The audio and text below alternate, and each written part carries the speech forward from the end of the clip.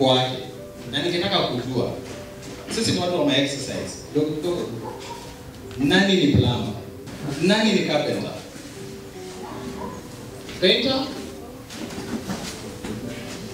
Aya, welder? Tailor? Aya, karibu my brother. Nataka kuwapatia instructions rahisi. Nataka tuchore nyumba na unachora line moja peke yake na unapatia mwenzako. Tuseme mimi nataka kuchora nyumba hivi. Hii ni yangu. Tuchore nyumba hapa si haya? Line moja tu. Aya, patia mwenzako. Aya, huyo amechora yake. Huyo amechora line yake. Okay. Tulianza tukisema mimi nafundisha nini? Yes, and you draw a line. Yes. Thank you, my sister. Just give it to the next person and we move on. Okay. I may decide ni hivyo. Continue.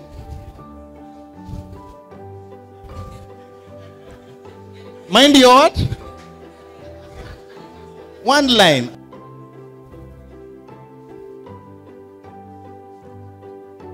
Hii ni ile square na 3 lines. Okay, one line.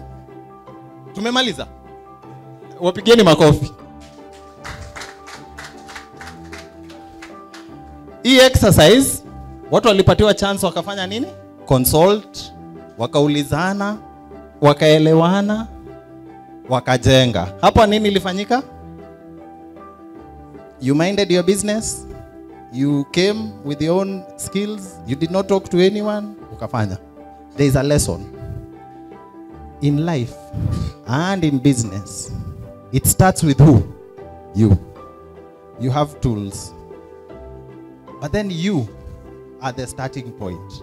You start by adding value to yourself. By what you read, what you watch, who you talk to, and who you consult.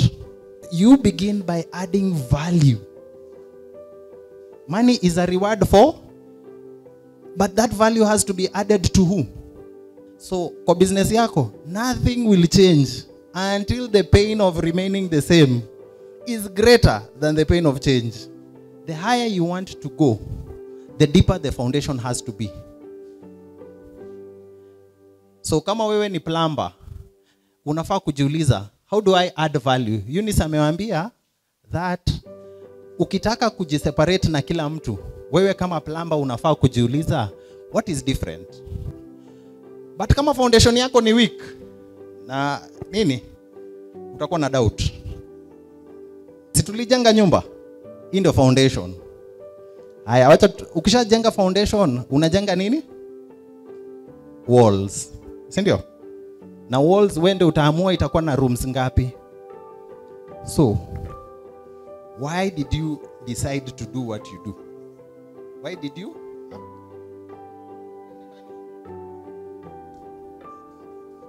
Why? Na nataka mtu aniambie biashara ile huko, madam. Ladies first. Toka na kasi ya kuajiriwa. Ndio maana nilianza business yangu mwenyewe. Why did you start what you started? Passion. Anyone else? Fikiri niko hapo kwa passion because nilipendelea hiyo kazi. Yeah. Your business is to look at where the opportunities. Kama market inatengenezwa, kama nyumba zinatengenezwa, they should be occupied. Tunaenda kwa kitu inaitwa circle of concern. In life, kuna circles 3. Kuna kitu inaitwa circle of control. Ni vitu ambazo wewe unaweza control. Wewe ndio utadecide what you read, what you watch, who you talk to. Alafu kuna ingine inaitwa circle of influence. Circle of influence ni zile vitu ambazo based on your actions, ukifungua biashara yako mpaka saa 4 usiku, inamaanisha watu watakupata. Customers watakuja. Ukidecide kustock a certain product as opposed to another one, watu watakuja wachukue. Ukidecide kufanya vitu fulani, customers wanakuja. Ukidecide ku advertise on Facebook, on TikTok, on Instagram. Then the last one inaitwa circle of concern.